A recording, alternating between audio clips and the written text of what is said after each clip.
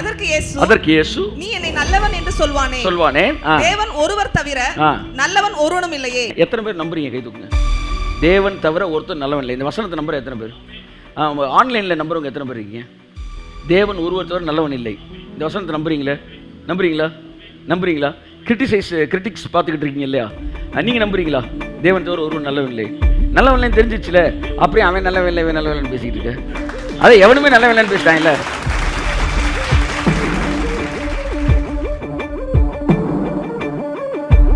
If you act according to the spoken word, it is a supernatural life. If you act according to the written word of God, your life will be a naturally supernatural.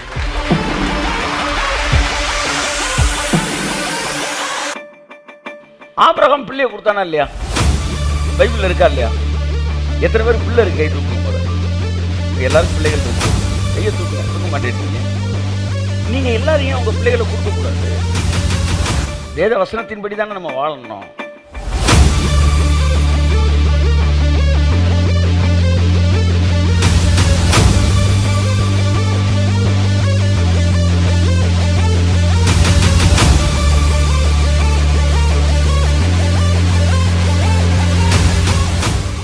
Abraham தன்னுடைய ஒரே பிள்ளையை கொடுத்தான் என்பதற்காக நீங்களும் நானும் ஒரே பிள்ளையை கொடுக்க வேண்டும் என்கிற அவசியம் இல்லை. வேதம் அதை உங்களிடத்தில் எதிர்பார்க்கவும் இல்லை. ஏன்னா இந்த இடத்துல ஆபிரகாம் மூவ் பண்ணது ரிட்டன் வேர்ட்ல மூவ் பண்ணல, ஸ்போக்கன் வேர்ட்ல மூவ் பண்ணான். ஆமே.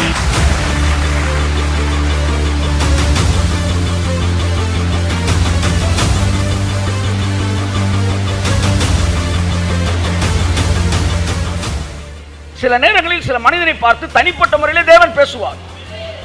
அப்படி பேசப்படும் போது அது எவ்வளவு பெரிய கிரயமாக இருந்தாலும் அந்த மனிதன் அந்த பேசப்பட்ட வார்த்தையின் அடிப்படையிலே இயங்க வேண்டும்.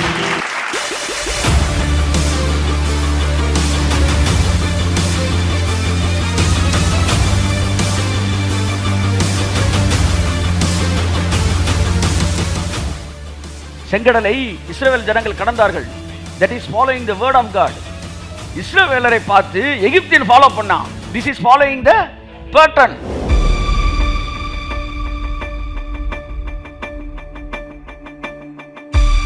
ஏன்னா அவன் வார்த்தையை பின்பற்றான், நீ மாடலை பின்பற்ற.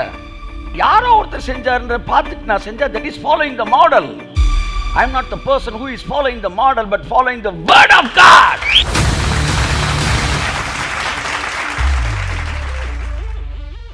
நல்ல உற்சாகமாய் கரங்களை தட்டி ஒரு அல்லேலூயா சொல்லுங்க பாப்போம் எல்லாரும். Praise God. ஹalleluya. எபிரேயர் 11ஆம் அதிகாரம் 17, 18, 19 வாசிப்போம். மேலும் விசுவாசத்தினாலே ஆபிரகாம் தான் சோதிக்கப்பட்ட போது ஈசாக்கை பலியாக ஒப்புக் கொடுத்தான். நல்ல பிதாவே, மறுபடியும் சமூகத்தில் இணைக்கப்பட்டவர்களாக நாங்கள் நிற்கிறோம். ஆவியானவருக்கு ஒப்புக் கொடுக்கிறோம். இப்படி சத்தம் வெளிப்படட்டும் இயேசுவின் நாமத்தில் பிதாவே, ஆமென். தொடர்ந்து விசுவாசத்தை பற்றி தியானித்துக் கொண்டு வருகிறோம். விசுவாசமும் பாடுகளும் என்ற வார்த்தையை பற்றி நம்ம போன வாரம் பார்த்தோம். ஒவ்வொன்றையும் நம்ம எல்லாத்தையுமே நம்ம ரீகால் பண்ண முடியாது. போன வாரம் பார்த்ததை போய் பேசுகிறேன். விசுவாச போதனைன்றது வேறு, பாடுகளின் போதனைன்றது வேறு. வேர்ட் ஆஃப் ஃபெய்த் பேசுகிறவங்கன்னு ஒரு குரூப் இருக்கிறாங்கன்னு கிரிட்டிசைஸ் பண்ணுவாங்க கிரிட்டிக்ஸ் எல்லாம். இன்னொரு பக்கம் பார்த்தீங்கன்னா பாடுகளை பற்றி பேசுகிற ஊழியக்காரங்க இருப்பாங்க. இந்த வேர்ட் ஆஃப் ஃபெய்த் பேசுகிறவங்கெல்லாம் கோட்டு சூட்டு போட்டு ஒரு மாதிரி இருப்பாங்க. இந்த பாடுகள் பேசுகிறவங்கெல்லாம் வந்து ஒரு மாதிரி அங்கேயும் இங்கேயும் போட்டு இருக்கலாம், ரைட். ஆனால் மற்றவங்கள பாடுபடுத்தக்கூடாது. நம்ம நாக்குனால் பாடுபடுத்தக்கூடாது, ரொம்ப முக்கியமானது. பாடுகள் பேசுகிறவங்க, வேர்ட் ஆஃப் ஃபெய்த் பேசுகிறவங்க ரெண்டு வேறு வேறு குரூப்பு நீங்கள் நினைக்கிறீங்க. ஆனால் இவங்க ரெண்டு பேரும் புரிந்து கொள்ளாததுனால தான் வேற ஒரு குரூப் மாதிரி காட்டிக்கிறாங்க. ஆனால் கூர்ந்து பார்த்தீங்கன்னா வேர்ட் ஆஃப் ஃபெய்த்துக்குள்ளே பாடுகள் இருக்குது. உங்களுக்கு புரிகிற மாதிரி சொன்னால், வேர்ட் ஆஃப் ஃபெய்த் பேசுகிறனால நீ அவனை திட்டுறீல, அதுவே இந்த வேர்ட் ஆஃப் ஃபெய்த் பேசுகிறவனுக்கு பாடு. புரியுதா? விசுவாச போதனை பேசுகிறவங்களுக்கு பாடுகளே இல்லை அப்படின்னு நீ சொல்லிக்கிட்டு இருக்கிற. நீங்களாம் சேர்ந்து பாடுபடுத்திக்கிட்டு இருக்கீங்க. அப்போ பாடுகள் இருக்க தானே செய்யுது. பாடுகளின் எந்த பாடுகள் இல்லைன்னு அவங்க சொல்கிறாங்க. வியாதி என்கிற பாடு கிடையாது, வறுமைன்ற பாடு கிடையாது, சாபம்ன்ற பாடு கிடையாது, பிசாசின் போராட்டம்ன்ற பாடு கிடையாது. ஏன்னா இது எல்லாவற்றையும் என் இயேசு சிலுவையிலே 2000 வருஷம், கையை தட்டியிருக்க வேணாமா, 2000 வருஷங்களுக்கு முன்னாடி சுமந்து தீர்த்தார். அதனால என் வாழ்க்கையில் பாடு கிடையாது. நம்முடைய பாடுகளை அவர் ஏற்றுக்கொண்டு, இந்த ஒரே வசனத்தில் பாடுகள் என்கிற சப்ஜெக்டை அடி ஆகுது. above all, எல்லாத்துக்கும் மேல நம்முடைய பாடுகளை அவர் ஏற்றுக்கொண்டு. அப்ப பாடுகள்ங்கிற வார்த்தையின் மறுபக்கத்தையும் பார்ப்பதற்கு நாம் தெளிவுள்ளவர்களாக இருக்க வேண்டியது. ஒரு வசனத்தை பிடிச்சிட்டு டக்குன்னு தூக்கி எறிவதல்ல, அடுத்த இடத்துக்கு வரணும். இப்பொழுது உங்களுக்கு உண்டாயிருக்கிற பாடுகள் அப்படின்னு யார் சொல்றா? பவுல் சொல்றா. அப்ப புதிய ஏற்பாட்டில் பாடுகள் இருக்கான்னா இருக்கு. இயேசு சொன்னார், என் நிமித்தம், இந்த சுவிசேஷத்தின் நிமித்தம். கையை தட்டுங்க. For the sake of this gospel sake, for the sake of the gospel அப்படின்னா என்ன அர்த்தம்? கிருபையின் உபதேசத்தின் நிமித்தம்.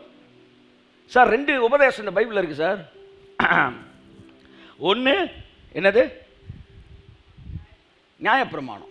இன்னொன்று சுவிசேஷம். எல்லாம் சொல்லுங்க. இந்த பைபிள்ல 2 இருக்கு. எல்லாம் சொல்லுங்க. ஒன்று நியாயப்பிரமாணம், இன்னொன்று சுவிசேஷம். நியாயப்பிரமாண போதனைனா என்ன? நீ ஒழுங்கா இருந்தால் உனக்கு ஒன்று கிடைக்கும். உன் வாழ்க்கை நல்லா இருந்தால் உனக்கு கிடைக்கும். ஒரு முண்டா பனியன் கொடுக்கணும்னா கூட நீ ஒழுங்கா இருந்தால் கர்த்தர் உனக்கு தருவார்.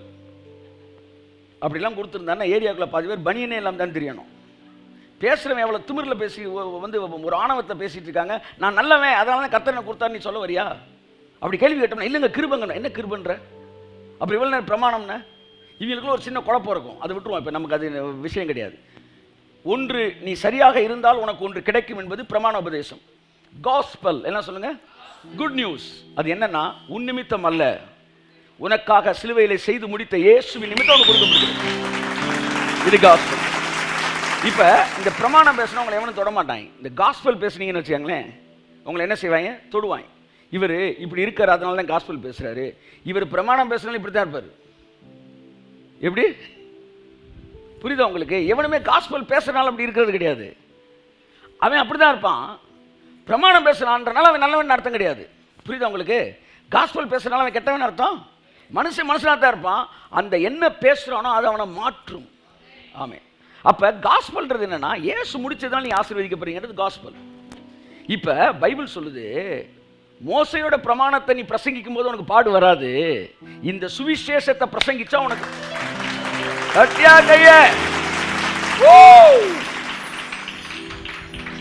சுவிசேஷத்தை பிரசங்கித்தா பாடு வரும்.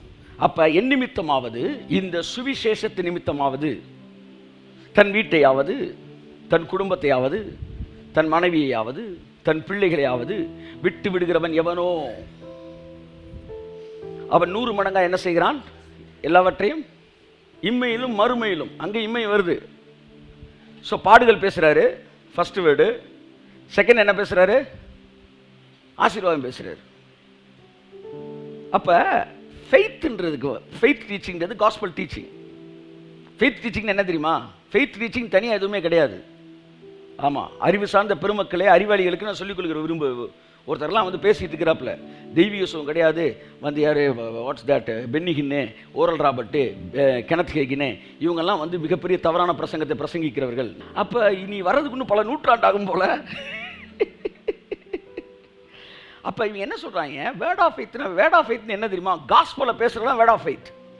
இயேசு முடிச்சுட்டாரு, அதனால நம்ம ஆசீர்வதிக்க போகிறோம். இதுக்கு பேர் என்னவா? Word of Faith teachers. ஆமாம், வேர்ட் ஆஃப் ஃபெய்த் டீச்சர்ஸ் தான். அதை தான் பவுல் சொல்கிறான். அந்த வார்த்தை நாங்கள் பிரசங்கிக்கிற விசுவாச வார்த்தையே. பவுல் சொல்றார், நாங்க பிரசங்கிக்கிறதே வேர்ட் ஆஃப் ஃபெய்த்ரா. கையை தட்டு. அப்ப வேர்ட் ஆஃப் ஃபெய்த் பேச மாட்டோம்னா நீங்க எல்லாம் பவுலை ஃபாலோ பண்ணலாம்னு அர்த்தம். நாங்கெல்லாம் என்ன செய்யறோம்? பவுலை ஃபாலோ பண்றோம். அதனால வந்து நாங்க வேர்ட் ஆஃப் ஃபெய்த் பேசுறோம். இப்போ வேர்ட் ஆஃப் ஃபெய்த்ன்றது according to the word of God. ஆமென் சொல்லுங்க. வேர்ட் ஆஃப் ஃபெய்த் வந்து ராங்னு பேசினா அவன் ராங்கான ஆளு, அவனை ஜாக்கிரதையா இருக்கணும். அந்த வசனம் எடுத்திருக்கியாமா? வசனம் நாங்கள் பேசுகிற விசுவாச, ரோமர் 10:8. ஒரு விஷயத்தை சொல்லிக்கொள்ள விரும்புகிறேன். வேர்ட் ஆஃப் ஃபெய்த் டீச்சர்ஸ் வந்து ஃபால்ஸ் டீச்சர்ஸ், ஃபேக் டீச்சர்ஸ் சொல்லக்கூடாது. அப்படி எவனா சொன்னா பைபிளை சரியா படிக்கலன்னு அர்த்தம். இந்த வசனம் வாசிங்க. பவுல் என்ன பிரசங்கம் பண்ணார்? வாசிப்போம். இந்த வார்த்தை உனக்கு சமீபமாய் உன் வாயிலும் உன் இருதயத்திலும் இருக்கிறது என்றும் சொல்கிறது என்று சொல்லுகிறது. இந்த வார்த்தை நாங்கள் பிரசங்கிக்கிற விசுவாசத்தின் வார்த்தையே. கையை தட்டு. பவுல் சொல்றாரு, நாங்க பிரசங்கம் பண்றது வேர்ட் ஆஃப் ஃபெய்த் பா. அப்ப பவுல் பிரசங்கம் பண்ண வேர்ட் ஆஃப் ஃபெய்த், ஹேகின் பேசுனது word of faith, Oral Robert பேசுனது வேர்ட் ஆஃப் ஃபெய்த், ஆலன் பேசுனது வேர்ட் ஆஃப் ஃபெய்த். அப்ப இவங்க எல்லாம் பவுலோட ஃபாலோயர்ஸ். எவன் வேர்ட் ஆஃப் ஃபெய்த் பேசக்கூடாதுன்னு சொல்றானோ, I don't know who they are. கொஞ்சம் கொஞ்சமாக மொழியை மாற்றிக்கிட்டு இருக்கிறேன், ட்ரை பண்ணி பார்ப்போம், கர்த்தர் உதவி செய்வார்.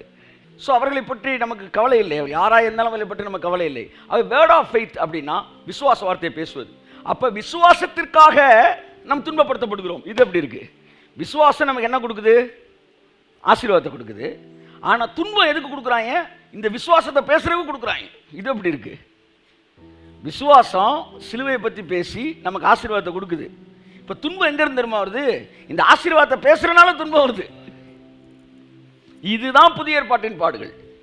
இந்த பாடுகளை பற்றி போன வட்டம் பார்த்தோம். தேவ ஜனங்களோடு துன்பத்தை அனுபவிப்பை தெரிந்து கொண்டான. ஃபெய்த் பேசணும்னு நீங்கள் நினைக்கும் போது சில பாடுகள் வரும்.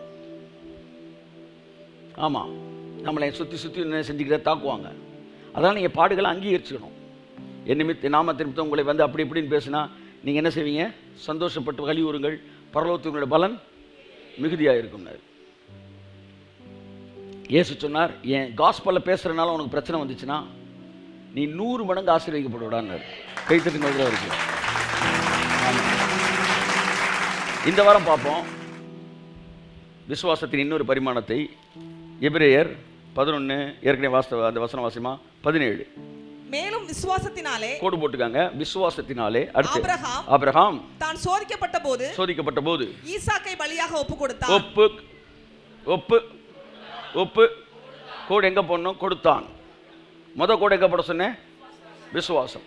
எல்லாம் சேர்த்து வாசிங்க. விசுவாசத்தினாலே, திரும்ப சொல்லுங்க, கொடுத்தான். ஆகவே விசுவாசம் என்னைக்குமே என்ன செய்யும்? கொடுக்கும். விசுவாசத்தின் இன்னொரு பரிமாணம், விசுவாசம் கொடுக்கும்.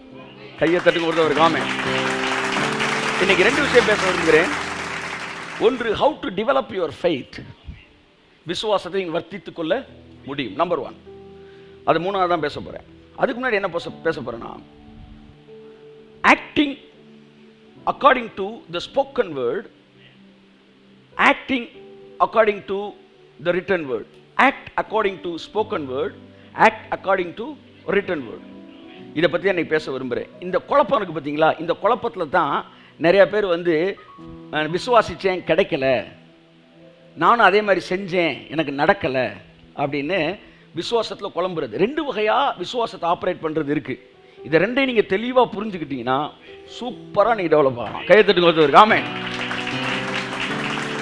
First one is supernatural, second one is naturally supernatural. ஆமென். இந்த 2ஐயுமே உங்கள் மத்தியில் பேச விரும்புகிறேன். If you act according to the spoken word, it is a supernatural life. If you act according to the written word of God, your life will be a naturally supernatural. Amen. Let's read the word again. வாசிப்போம். மேலும் விசுவாசத்தினாலே Abraham தான் சோதிக்கப்பட்ட போது ஈசாக்கை பலியாக ஒப்பு கொடுத்தான். விசுவாசத்தினாலே ஆபிரகாம் கொடுத்தான். அடுத்த வசனம், ஈசாக்கினிடத்தில் உன் சந்ததி விளங்கும் என்று அவனோட சொல்லப்பட்டிருந்ததே. இப்படிப்பட்ட வாக்குத்தத்தங்களை பெற்றவன் மரித்தோரிலிருந்து எழுப்ப தேவன் வல்லவராய் இருக்கிறார் என்று எண்ணி தனக்கு ஒரே பேரானவனை யாராச்சும் ஒரே ஒரு கார் வச்சிருக்கிறீங்க, அந்த ஒரு காரை கொடுப்பீங்களா? 2 கார் இருந்தாலே ஒரு காரை கொடுக்க யோசிப்போம். சரி, அதெல்லாம் விட்டுருங்க. ஆபிரகாம் பிள்ளையை கொடுத்தானா இல்லையா? பைபிளில் இருக்கா இல்லையா? எத்தனை பேருக்கு பிள்ளை இருக்கு? கை தூக்குங்க. போத உங்கள் எல்லாருக்கும் பிள்ளைகள் இருக்கு, கையை தூக்குங்க. தூக்க மாட்டேன்றீங்க. நீங்கள் எல்லாரையும் உங்கள் பிள்ளைகளை கொடுக்கக்கூடாது. வேத வசனத்தின்படி தானே நம்ம வாழணும். நீங்கள் ஆபிரகாமின் சந்ததி தானே. ஆபிரகாம் பிள்ளையை கொடுத்தான்ல, நீங்கள் பிள்ளையை கொடுக்கணும்ல. கொடுக்கவே மாட்டேன்றீங்க. அப்புறமும் கொஞ்சம் கூட குத்த மனசாட்சியே இல்லாமல் பாட்டு பாடுறீங்க. நன்றி உமக்கு நன்றி முழு மனதுடன் சொல்கிறோ, நன்றி உமக்கு நன்றி மனநிறைவுடன் சொல்கிறோ. ஏன் நம்ம செய்யறதில்ல? செய்யலைனாலும் நமக்குள்ள குற்ற மனசாட்சியும் வர்றதில்லை. ஏன்? வாசிங்க. ஆபிரகாம் என்ன செஞ்சான்? ஒரே பிள்ளையை கொடுத்தான். தனக்கு ஒரே பேரானவனையே பலியாக ஒப்பு கொடுத்தான். மரித்தோரிலிருந்து அவனை பாவனையாக திரும்பவும் பெற்றுக்கொண்டான். என் அன்புக்குரியவர்களே, ஆபிரகாம் தன்னுடைய ஒரே பிள்ளையை கொடுத்தான் என்பதற்காக நீங்களும் நானும் ஒரே பிள்ளையை கொடுக்க வேண்டும் என்கிற அவசியம் இல்லை. வேதம் அதை உங்களிடத்தில் எதிர்பார்க்கவும் இல்லை.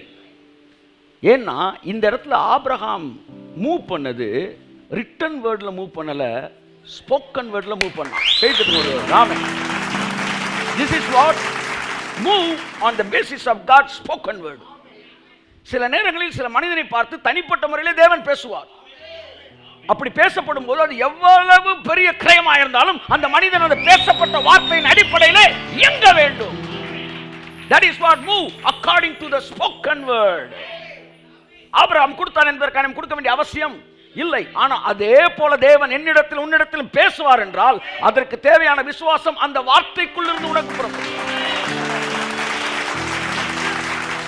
வேதத்திலிருந்து ஒரு 3-4 ஸ்போக்கன் வேர்ட் இண்டிவிஜுவலா கடவுள் ஸ்பெசிஃபிக்கா ஒருத்தன்ட்ட சொல்லி அதை செய்யுன்னு சொன்னார். அதெல்லாம் நீங்க செய்ய முடியுமான்னு இப்ப நான் கேட்பேன். உங்களால் செய்ய முடியாது. ஏன் தெரியுமா? அது உங்கள்கிட்ட அவர் சொல்லவே இல்லை. இங்கே தான் குழம்புறான். இப்போ என்ன பேச போறேன்னா, move according to the spoken word, moving according to the spoken word. அதுக்கடுத்து இந்த ராங் மூவ், இதெல்லாம் பார்த்துட்டு தப்பு தப்பா சில காரியங்களை செஞ்சு வாழ்க்கையில் அடிபட்ட எக்ஸாம்பிள்ஸ் பார்க்க போறோம். அதுக்கப்புறம் moving according to the return word. அடுத்து அந்த ரிட்டன் வேர்டில் மூவ் பண்ணுறதை எப்படி டெவலப் பண்ணுறது, அந்த ஃபெய்த்தை நாளையும் பார்த்து முடிச்சிட போகிறோம். ஆமென் சொல்லுங்கள். ஒரு 4 எக்ஸாம்பிள் இன்னைக்கு சொல்கிறேன். இவங்ககிட்ட எல்லாம் கடவுள் தனிப்பட்ட முறையில் பேசினார். இந்த ஆபிரகாம் இந்த இடத்துல ஏன் குழந்தைய வந்து கொடுத்தான் தெரியுமா? பிள்ளைய வாசிப்போம். ஆதியாகமம் 22ஆம் அதிகாரம் 1ஆம் வசனம். 22:1. இந்த காரியங்கள் நடந்த பின்பு தேவன் ஆபிரகாமை சோதித்தார். எப்படியெனில் அவர் அவனை நோக்கி ஆபிரகாமே என்றார். அவர் அவனை நோக்கி, கை தட்டுங்க அவருக்கு. நீங்கள் அப்படி பேசல. அவரு இதை கேட்கிற எல்லோரும், எத்தனை பேரோ அப்படி பேசல. எத்தனை பேரோனா அத்தனை பேரும் அப்படின்னா அது வந்து ரிட்டன் வேர்டு. கர்த்தர் ஆபிரகாமை நோக்கி அப்படின்னா it's a specific dealing in between two persons. அப்படின்னா உங்களை நோக்கி இல்லைன்னு அர்த்தம். அல்லேலூயா சொல்லுங்க. யா யா யா. விசுவாசம் உள்ளவனாகி ஞானஸ்தானம் பெற்றவனவனோ அவன் ரட்சிக்கப்படுவான். இது காமனா இல்லை இண்டிவிஜுவலா ஒரு ஆளுக்கு சொன்னதா? காமன்.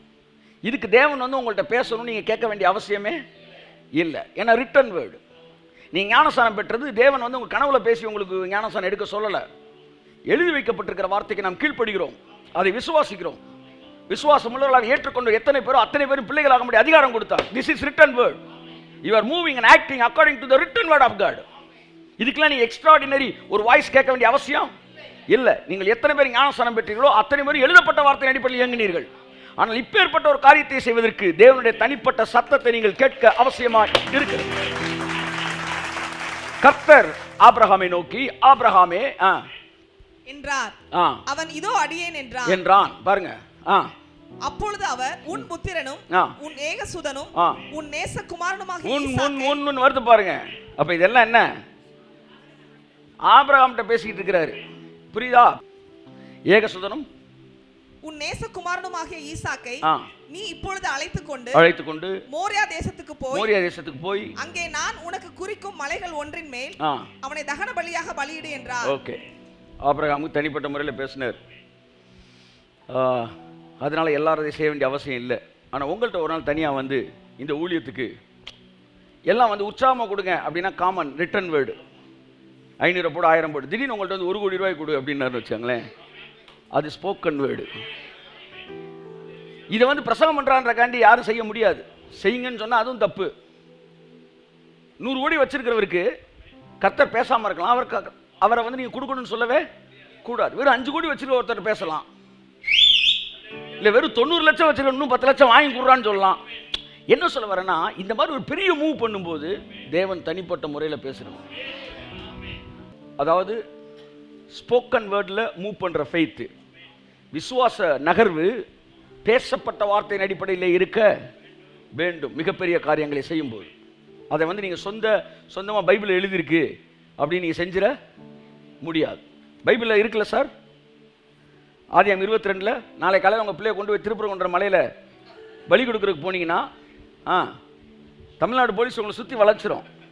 அப்படியே அங்கேருந்து இறங்குங்க. நீங்கள் அதை செய்ய முடியாது. எழுதப்பட்ட வேதத்தின் அடிப்படையில் இது போன்ற பெரிய காரியங்கள் நீங்க இறங்கவே கூடாது. ரொம்ப சேஃபா இருக்கு சார் இருக்காங்க. நீங்க சேஃபா இருக்கணும் தான் தேவன் விரும்புறாரு. கை தட்டுங்க.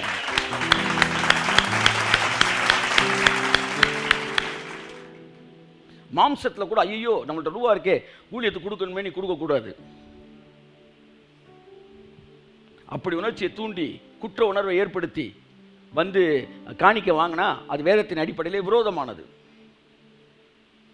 மிகப்பெரிய காணிக்கைகள் கொடுக்கும்போது தேவன் பேசிதான் செய்ய முடியும். என்ன சார் இப்படி சொந்த காசுல சூனியம் வச்சுக்கிறீங்க? அதான் வேர்ட் ஆஃப் காட். அதான் வேர்ட் ஆஃப் காட். அதன் அடிப்படையில் இயங்குகிற சபை தான் சபை. இந்த ஊழியத்தை தேவன் ஆசீர்வதிக்க நினைச்சாருன்னா அவர் செய்வாரு. ஆமென். ஒரு மனுஷன் தேவன் பேசினாரு அவனால் தூங்க முடியாது. சோ ஆபிரகாம் பிள்ளையை கொடுத்தது விசுவாசத்தின் அடையாளம். விசுவாசத்திலே அவன் சோதிக்கப்பட்ட போது, விசுவாசத்தினாலே ஆபிரகாம் சோதிக்கப்பட்ட சொந்த குமாரன் பாரம் கொடுத்தானா. ஓகேயா? இதுக்கு தனியான வார்த்தை தேவை. ஆமென். இரண்டாவது மார்க் 10ஆம் அதிகாரம் 17ஆம் வசனம். பின்பு அவர் புறப்பட்டு வழியிலே போகையில், வேமாசமா வழியிலே போகையில் ஒருவன் ஓடி வந்து, எல்லாம் பாருங்க எப்படி வரான், ஓடி வரான். எவ்வளவு பாசம் பாருங்க. ஏசுனார்ல, ஓடுகிறேன் நான் ஓடுகிறேன் இயேசுவை நோக்கி நான் ஓடுகிறேன். அப்படி வரான் அவன். என்ன கடுப்பா? பரமழைப்பின் பந்தய பொருளுக்கா நான் லெக்கை நோக்கி ஓடுகிறேன், ஓடுகிறேன் நான் ஓடுகிறேன் என் இயேசுவுக்காய் நான் ஓடுகிறேன். ஒரு தடவை பாடுங்க பாப்போம். ஓடுகிறேன் ஓடுகிறேன் இயேசுவுக்காய் நான் ஓடுகிறேன். ஹல்லேலூயா. பாருங்க, இவன் ஓடி வரான். அப்படி ஓடி வந்து, நல்லா இருக்குல்ல கேட்கறதுக்கு, நடந்தெல்லாம் வரலாம், அப்படியே ஓடி வரான். திரும்ப அந்த வசந்த வாசிமா. பின்பு அவர் புறப்பட்டு வழியிலே போகையில் ஒருவன் ஓடி வந்து அவருக்கு முன்பாக முழங்கால் படியிட்டு, நல்ல போதகரே, ஓடி வந்து க்ளோஸ் அப் விளம்பரம் இருக்குல்ல அந்த மாதிரி உட்காந்துட்டான். கர்த்தர் சரி க்ளோஸ் அப்பா வந்துட்டான்னு பார்த்தா வாசிங்க. நித்திய ஜீவனை சுதந்தரிப்பதற்கு நான் என்ன செய்ய வேண்டும் என்று கேட்டான். நான் என்ன செய்ய வேண்டும்? எல்லாம் செஞ்சுட்டேன். அது ஒரு மொழிபெயர்ப்பு இருக்கு. வேற என்ன செய்யணும் சார்? வேற என்ன, எனிதிங் எல்ஸ் அப்படின்றான். திருநெல்வேலிக்கு அல்வா கொடுக்க, அதாவது அல்வான்ற இடத்துக்கு வேணாம், கண்டக்டருக்கே டிக்கெட் கொடுக்குற மாதிரி வார்த்தையை நிற்கிற அவர் முன்னாடி ஒருத்தர் தைரியமாக பேசுகிறான். வேற என்ன சார் செய்யணுன்றான். இப்படிலாம் நீங்கள் சொல்லணும்னு ஒரு எதிர்பார்க்குறாரு சார். பைபிள் சொல்லுது அவனை வந்து அவரை வந்து கிரிட்டிசைஸ் பண்ணலை, அவனை டிமினிஷ் பண்ணலை. பைபிள் சொல்லுது அவனை பார்த்து அவனிடத்தில் அன்பு கூர்ந்தார். இப்படி ஆளுகளை தான் நான் தேடிக்கிட்டு இருக்கிறேன் சார். வாசி, அடுத்த வசனம் வாசிங்க.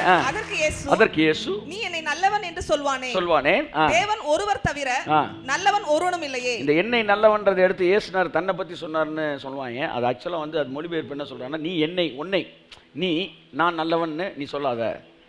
தேவன் தவிர ஒருவன் நல்லவன் இல்லை. தேவன் தவிர ஒருத்தர் நல்லவன் இல்லை. இந்த வசனத்தை நம்பர் எத்தனை பேர்? ஆன்லைனில் நம்புறவங்க எத்தனை பேர் இருக்கீங்க? தேவன் ஒருவர் தவிர நல்லவன் இல்லை. இந்த வசனத்தை நம்புறீங்களா? கிரிட்டிக்ஸ் பார்த்துக்கிட்டு இருக்கீங்க இல்லையா? நீங்கள் நம்புறீங்களா? தேவன் தவிர ஒருவன் நல்லவன் இல்லை. நல்லவன் இல்லைன்னு தெரிஞ்சிச்சுல, அப்படியே அவன் நல்லவன் இல்லை இவன் நல்லவன் இல்லைன்னு பேசிக்கிட்டு இருக்க. அதை எவனுமே நல்லவன் இல்லைன்னு பேசிட்டாங்கல்ல. இல்லை என்ன புதுசாக கண்டுபிடிப்புன்றேன். அவர் நல்லவர் இல்லை, அதை எவனுமே நல்லவன் வந்துருச்சப்பா. பிரச்சனை என்னன்னா, நாங்கள் ஏற்கனவே வசனத்தை நம்பிட்டோம், அதனால எவனும் நல்லவன் இல்லைன்னு சொன்னா, ஆமாம் பைபிளில் தானே சொல்லுதுன்னு போயிடுறோம். ஆனால் நீ வசனத்தை நம்ப மாட்டேன்ற, அதனால இவர் நல்லவர் அவர் நல்லவர் நீயா நினைச்சுக்கிட்டு இருக்கிற. பைபிள் சொல்லிருச்சு எவனும் நல்லவன் இல்லைன்னு. அப்புறம் நீ நல்லவன் நீயா நினைச்சுக்கிட்டு அப்புறம் கெட்டவர் நீனா? என்னடா நீயா மார்க்க போட்டுக்கிற, நீயா அப்புறம் எச்ச தொட்டு அழிச்சுக்கிற. இந்த மைண்ட் செட்ல போங்க. ஆமென். இந்த மனநிலையோடு நேசிங்க எல்லாரையும். கையை தட்டுங்க ஒருத்தவருக்கு. ஆமென்.